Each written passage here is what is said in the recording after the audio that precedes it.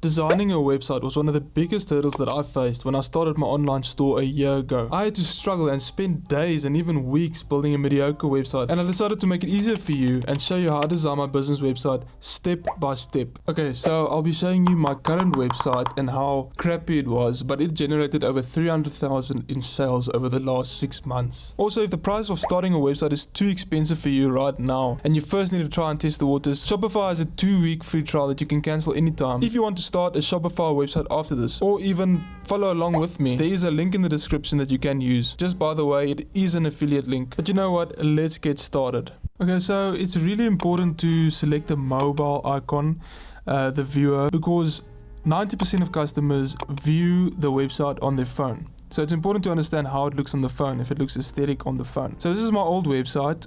You can see how it looks. It's generated 300,000 Rand in sales the last 6 months.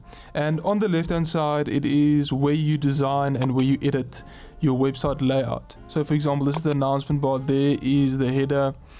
So you can change your logo there. And you select all of these icons, and what is important to note is that everything in the free website is customizable, from the theme to the colors that you use to the pictures that you use. Everything you need to upload beforehand. So the products you need to upload, you need to figure out what your theme is, you need to figure out what your logo is.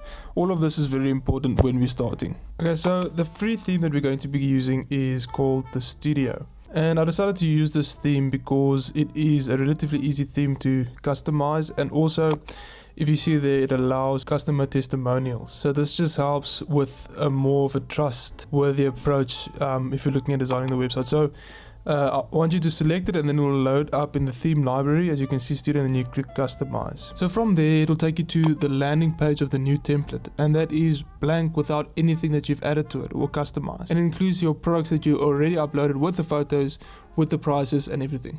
And the first thing you're going to go do is you're going to be changing the announcement bar. And the way you do is just select it, and then you type in, for example, I know that we produce or we give free shipping. So you just type in there free shipping on orders over 800 Rand in my example. And then you can also change the color and just set it the way that you like it. If you don't like that specific color, you can go change it in the theme library. Okay, so next up, we're going to be changing our logo in our header. So you do this by selecting the image and then inserting it. If you want to design a logo for yourself, use the link in the description to Canva. It is free to do, so go and do it. Okay, so as you see, I've adjusted the size of the logo, and now we're doing the main picture. So it's important to have a landing page picture when you come onto the page, and that is what we're doing now. So we're just gonna adjust it and see how to do it. So later on, you're going to see what I did with it, but just customize it, choose the image you want to use, do whatever, just have a bit of fun, see what looks good, upload a few images. Usually with the main page, I like it to be a full image instead of something like a square or something.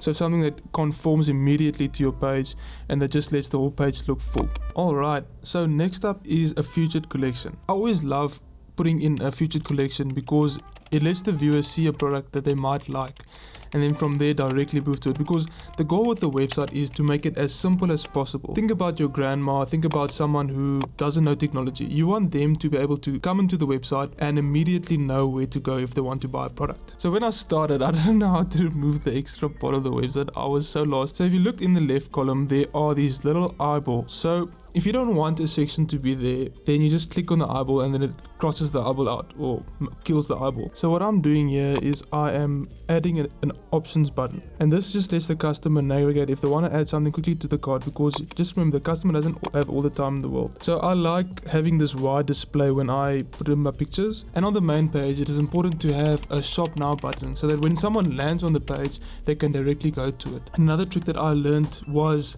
that with the shop now button, it is important to click on the link and then select the page that you want them to go to. So you'll have different pages, you'll have your product page as well. So then select on the product page where you want them to land if they click shop now. With mine, it is they go to the all products page. So it shows all of my products when they click that link. And it's important to try around, click all the buttons and see what they do, because you don't want your page looking crappy. So just click all the buttons and see what pops up. If you like it, Don't you like it?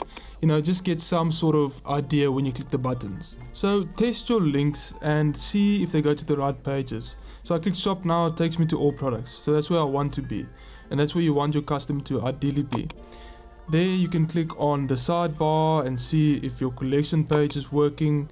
Just check if all your pages are working and how they look, because sometimes with the previous template that you might have used it looked good, but with this template that you're currently using or adjusting it might not look good. So from there, click on the product and then you should start looking at how does your product pages look. Does it look presentable? Does it look easy to navigate? Is it understandable? Always ask yourself the question, will my grandma be able to understand this website? I didn't like the share button, I didn't like the shipping policy underneath, I didn't like those things. So just remove what you don't like in this instance. What I found to be effective with the product page was it should have a good description, it should have good pictures, and it should have the options that they can choose. Something else to always add into your website is signing up to the email list or to your email provider. This is important because you need to capture the customer's email addresses in order to send them promotions, to send them gifts, to send them reminders to purchase something, and I like including it at the bottom of my website. So yeah, I'm just playing with the button layout of the website, checking if everything's okay, checking if all the links are working, and remember to save. Don't forget to save, don't just go out. Alright, so popped up here will be the final product of how it looks. I think it looks relatively okay, otherwise it was a waste of time. If you enjoyed this video, don't forget to subscribe, don't forget to like the video. And if you want to start an online store, sign up to my emails, trust me, you won't regret it. But the next video you're going to want to watch is either going to be linked up here or here. I'll see you in the next video. Cheers.